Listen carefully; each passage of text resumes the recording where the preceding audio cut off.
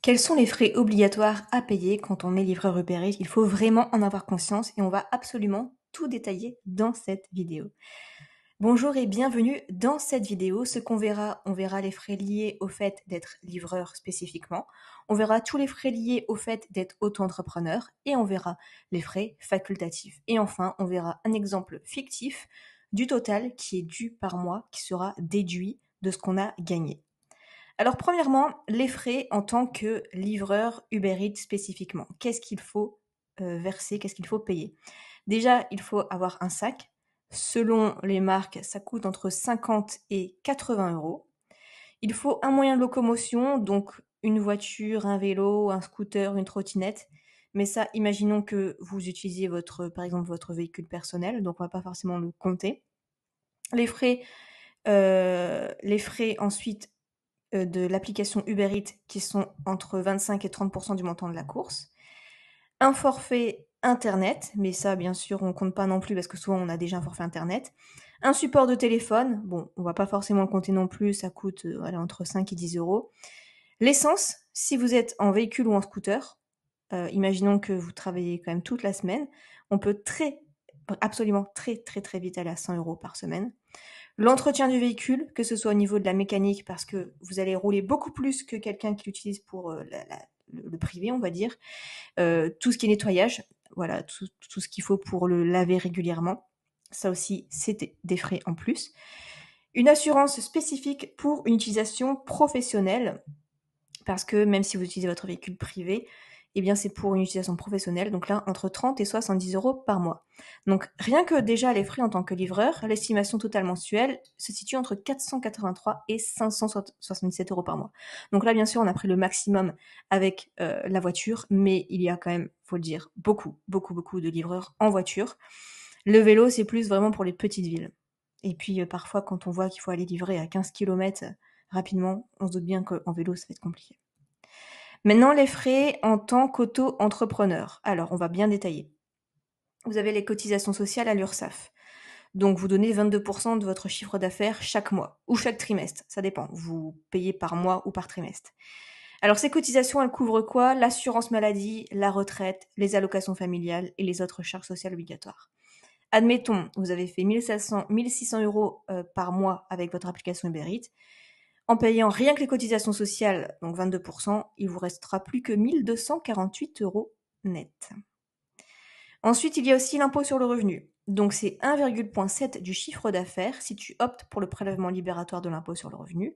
C'est une option qui est possible. Si tu n'optes pas pour cette option, vous avez l'impôt sur le revenu qui est calculé lors de ta déclaration annuelle avec un abattement de 34% pour frais professionnels appliqués sur ton chiffre d'affaires. Donc tout ça c'est du détail, mais ça se fait tout seul au niveau des impôts. Il n'y a rien à calculer. Ensuite, on a la CFE. Donc la CFE, c'est une sorte de taxe locale due chaque année pour les auto-entrepreneurs qui est calculée en fonction de la valeur locative des locaux utilisés pour l'activité ou de ton domicile si tu n'as pas de local dédié. En gros, c'est une sorte de taxe d'habitation selon la ville où tu exerces ton métier, même si tu n'as pas de locaux. Hein. C'est pour tous les auto-entrepreneurs de France. Tu es exonéré par contre la première année de création de ton activité. Donc ça, c'est bien. Et le montant, eh bien, il varie selon la commune, mais souvent, c'est généralement compris entre 200 et 600 euros par an quand même. Mais on peut le mensualiser. On a aussi la formation professionnelle, donc ça se paye aussi quand vous déclarez à l'URSSAF chaque mois. C'est une petite contribution à la formation professionnelle qui est prélevée annuellement. C'est entre 0,1% et 0,3% du chiffre d'affaires. On a maintenant les frais facultatifs. Alors, vous pouvez prendre une assurance responsabilité civile professionnelle. Donc, bien que ce ne soit pas obligatoire, cette assurance, elle est fortement recommandée pour couvrir les dommages que tu pourrais causer dans le cadre de ton activité. Là, le coût se situe entre 10 à 20 euros par mois. On a aussi les frais bancaires. Donc, si tu utilises un compte bancaire professionnel, il peut y avoir des frais de tenue de compte, environ 5 à 15 euros par mois.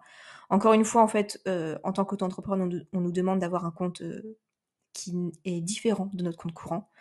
Et tu pourrais très bien ouvrir un LDD, un livret A, un compte d'épargne. Ça rentre dans la loi et il n'y a pas de frais. Ensuite, la comptabilité et la gestion administrative. Encore une fois, bien que non obligatoire, tu pourrais choisir de déléguer la gestion comptable ou de te procurer un logiciel de comptabilité. Donc là, ça varie beaucoup selon les services et les logiciels. Mais sinon, tu prends juste un cahier tu notes juste ce que tu as fait chaque mois, tu as une trace écrite, et ça suffit aussi au niveau de la loi. Les frais administratifs, donc là, ça peut être les frais liés à la création de ton statut micro-entrepreneur, donc tout ça. Alors souvent c'est gratuit, voire inexistant, mais c'est à faire toi-même et ça demande beaucoup plus de temps, de risque d'erreur, de ne pas tout comprendre. Et sinon, pour tout ça, en fait, il y a Legal Place qui peut le faire à ta place. Alors normalement c'est 79 €, mais moi j'ai un code promo à vous proposer dans la description ou en commentaire sous cette vidéo. Et comme ça vous fera seulement 60 €. Donc vous gagnez quand même pas mal d'argent. Et surtout, vous avez rien à faire. C'est très très simple. Je vous mettrai le tuto après pour vous montrer. Comme ça, sans sortir de chez vous, vous allez tout faire et au bout d'une semaine, vous allez avoir votre numéro de siret et tout sera fait à votre place parce que sinon c'est un peu embêtant en fait. On va prendre un exemple de Paul qui est en voiture. Paul, il a gagné 1500 € avec Uber Eats le mois dernier. Voici un exemple des frais qu'il pourrait avoir à payer. Cotisation sociale, donc 22% des 1500 €. Ça fait 330 €. L'impôt sur le revenu, 1,7, 25,50 €. L'assurance responsabilité civile professionnelle, on va dire qu'il en a pris une, 15 €. Assurance véhicule, 50 € par mois. Frais bancaires, on va dire qu'il en a pris une, qu'il a pris un compte spécifique, 10 €. La CFE, donc là il a mensualisé, ça fait 33 € par mois. L'essence qui coûte vraiment pas mal, 400 € par mois. L'entretien du véhicule, 75 €. Et l'amortissement du sac isotherme sur un an, on va dire que ça fait 5 € par mois. Total des frais, vous voyez, c'est quasiment 1000 €, 943,83 €. Le revenu net restant après les frais, alors qu'il avait gagné 1500 €, il ne reste plus que 556 €. Donc ça, bien sûr, c'est un exemple en voiture. J'ai pris un exemple maintenant de Marc qui est en vélo. Vous voyez, il pédale vite, mais il galère un peu. Certes, ça fait du sport, c'est un peu plus compliqué, mais c'est quand même moins payé au niveau des courses parce que c'est moins loin. Les frais estimés. Cotisation sociale, on est toujours à 22%, 330 €. Donc on garde l'exemple fictif de 1500 € par mois. L'impôt sur le revenu, 25,50 € par mois. Il a pris quand même une assurance responsabilité civile professionnelle, 15 € par mois. Frais bancaires, 10 €. La CFE obligatoire, 33 € par mois. Entretien du vélo, on va dire quand même 20 € par mois, parce qu'il le lave souvent. On va dire qu'il va changer une roue de temps en temps. Et l'amortissement du sac isotherme, 5 € par mois. Total des frais, on est quand même à 438 €. Et revenu net après les frais, 1061 €. Et beaucoup de fatigue, par contre. Voici donc les exemples, comme ça vous avez vraiment une idée de tous les frais à payer.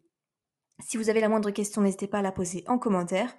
Et je vous montre juste après le tuto où Legal Place va faire l'inscription pour vous. Vous avez juste à répondre à un petit questionnaire qui se fait vraiment en 5 minutes.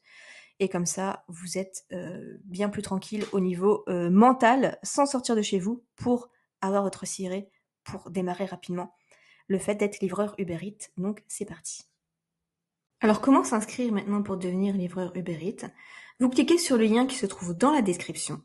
Vous allez arriver sur cette page, vous allez voir c'est très simple, il n'y a qu'une dizaine d'étapes à faire et c'est très très rapide. Vous cliquez sur Uber Eats. Quand souhaitez-vous démarrer votre activité? Donc là, c'est à vous de voir. Par exemple, dans le mois. Quelle est votre situation actuelle? Par exemple, vous êtes au chômage. Savez-vous ce qu'est une micro-entreprise? Oui ou non? Oui. Bénéficiez-vous d'un accompagnement pour la création de votre micro-entreprise? Non. Quelle est votre identité? Donc là, vous complétez. Par exemple, Madame Fanny You. Continuez. Vos coordonnées, l'adresse où vous habitez. Continuez. Votre adresse email. Continuez. Votre numéro de téléphone. Continuez. Que recherchez-vous? Lancer mon activité en déléguant toutes les démarches. Une solution tout en un ou je me renseigne. Bien sûr, à vous, selon ce que vous recherchez. Je vais choisir le premier point. Continuez. Et donc là, on arrive sur le bon de commande. Donc, on a complété le questionnaire d'information. Ils préparent le dossier pour qu'il soit conforme. Ils vont le déposer auprès du greffe. Ils vont assurer la gestion des échanges avec le greffe. Ils obtiennent pour vous le cabis et vous pouvez démarrer votre activité. Donc, vous pouvez choisir en plus de ça l'inscription Uber. Donc, pour l'assistance inscription, nous vous aidons à terminer les démarches d'inscription avec le site Uber Eats, parce qu'après, il va falloir s'inscrire sur le site. Guide étape par étape. Ils vont vous fournir un guide étape par étape pour effectuer votre inscription sur le site, pour être sûr de savoir quoi faire, et vous avez même une assistance téléphonique. Donc, vous pouvez choisir ça En plus, c'est à vous de voir. Donc là, on a 70 €, mais j'ai un code pour vous. Vous tapez Steph, voilà, pour le début de Stéphanie, et vous mettez 15, qui va vous donner moins 15%. Voilà, comme ça, vous n'avez plus qu'à payer 60 €. Vous payez en toute sécurité. Ensuite, il va vous demander de donner les pièces justificatives, votre pièce d'identité. Il va vous demander 2-3 petits papiers également. Et après, il va s'occuper des démarches pour vous. Donc, ce qui est bien, c'est que c'est hyper rapide. Il n'y a pas de risque d'erreur. Il n'y a pas de délai trop long. Ça va être beaucoup plus rapide. Ils ont l'habitude de faire ça pour beaucoup de personnes. Donc, il y aura moins d'attente, il y aura pas d'erreur, ça va aller vite. De toute façon, la plupart des personnes maintenant passent par les Gateplace pour s'inscrire en tant que livreur Uber Eats parce que ça va hyper vite. La personne qui a plus de 100% de satisfaction et plus de 11 000 livraisons a fait les démarches à la base sans les Gateplace. Elle a mis beaucoup plus de temps. Alors que les personnes qui sont passées par ce site-là, ça a été beaucoup plus rapide et en plus de ça, il n'y a pas eu d'erreur.